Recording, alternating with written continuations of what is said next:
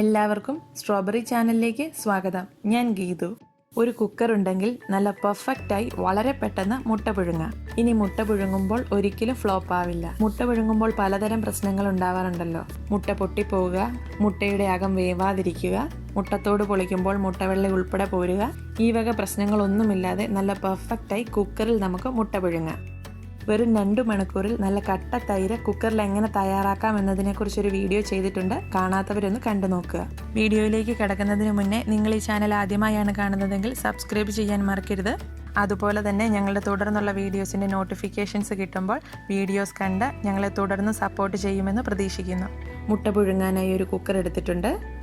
4 ലിറ്ററിൻ്റെ കുക്കറാണിത്. ഇതിലേക്ക് 1-2 കപ്പ് വെള്ളം ഒഴിക്കാം. ഇതിൽ കൂടുതൽ ഒട്ടും വെള്ളത്തിൻ്റെ ആവശ്യമില്ല. മുട്ട മുങ്ങിയൊന്നും കിടക്കേണ്ട കാര്യമില്ല. ഇതിലും ചെറിയ കുക്കറാണെങ്കിൽ 1 കപ്പ് വെള്ളം ധാരാളമാണ്.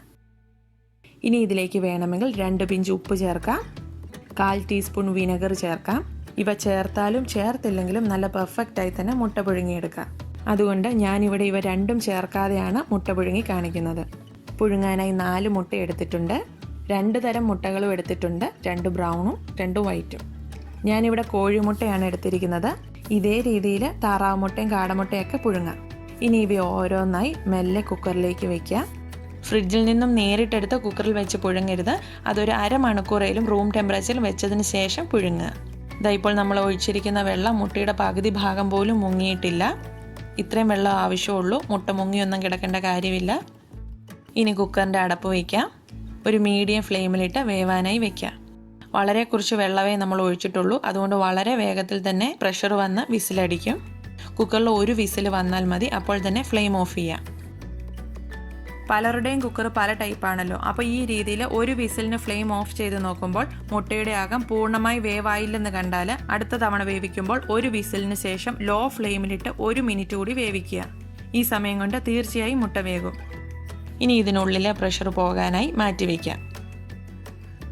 നമ്മൾ വളരെ കുറച്ച് വെള്ളമേ ഒഴിച്ചിട്ടുള്ളൂ. അതുകൊണ്ട് തന്നെ ഇതിനുള്ളിലെ പ്രഷർ വളരെ പെട്ടെന്ന് 2-3 മിനിറ്റ് കൊണ്ട് തന്നെ പോയി കിട്ടും. ഇപ്പോൾ പ്രഷർ കംപ്ലീറ്റ് ആയിട്ട് പോയിട്ടുണ്ട്. അതൊന്ന് തുറന്ന് നോക്കാം. ഒരു മുട്ട പോലും പൊട്ടിപ്പോയിട്ടില്ല. ഇനി ഇത് നമ്മുടെ സമയവും ആവശ്യവും അനുസരിച്ച് പൊളിച്ചെടുത്താൽ മതി. ഉടനെ തന്നെ കഴിക്കാനാണെങ്കിൽ ഒരു പാത്രത്തിലേക്ക് കുറച്ച് തണുത്ത വെള്ളമെടുത്ത് അതിലേക്ക് മുട്ടകൾ ഓരോന്നായി ഇട്ട് കൊടുക്കുക. ഈ തണുത്ത വെള്ളത്തിൽ മുട്ടകൾ കുറച്ച് സമയം കിടന്നതിന് ശേഷം പൊട്ടിച്ചെടുക്കുക.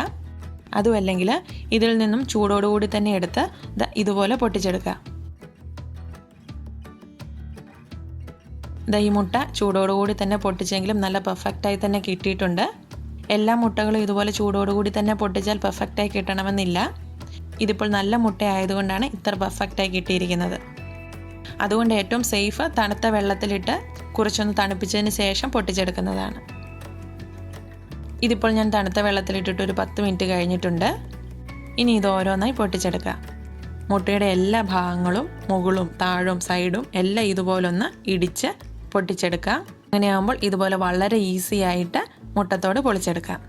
ഇതുപോലെ ജസ്റ്റ് ഒന്ന് പിടിക്കുമ്പോൾ തന്നെ അത് പൊളിഞ്ഞു പോരും.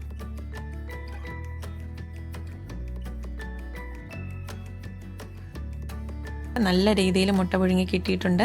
മുട്ടയുടെ എണ്ണം അനുസരിച്ച് വെള്ളത്തിൻ്റെ അളവ് മാറ്റേണ്ട കാര്യമില്ല. ഒരു മുട്ടയാണെങ്കിലും 1-ൽ കൂടുതൽ ഉണ്ടെങ്കിലും ഇതേ അളവിൽ തന്നെ വെള്ളം മതി. ഇനി ഇതൊന്ന് കട്ട് ചെയ്ത് കാണിക്കാം. മുട്ടയുടെ അകം എല്ലായിടവും ഒരുപോലെ വേവായിട്ടുണ്ട്. നല്ല പെർഫെക്റ്റായി തന്നെ മുട്ട പുഴുങ്ങി കിട്ടിയിട്ടുണ്ട്. നിങ്ങൾ ഇതുപോലെ കുക്കറിൽ മുട്ട പുഴുങ്ങാറില്ലായിരുന്നുവെങ്കിൽ ഇനി പുഴുങ്ങുമ്പോൾ ഇതുപോലെ ഒന്ന് ചെയ്ത് നോക്കണം. നിങ്ങളുടെ അഭിപ്രായങ്ങളൊക്കെ ഞങ്ങളെ അറിയിക്കുകയും ചെയ്യണം. Thank you for watching.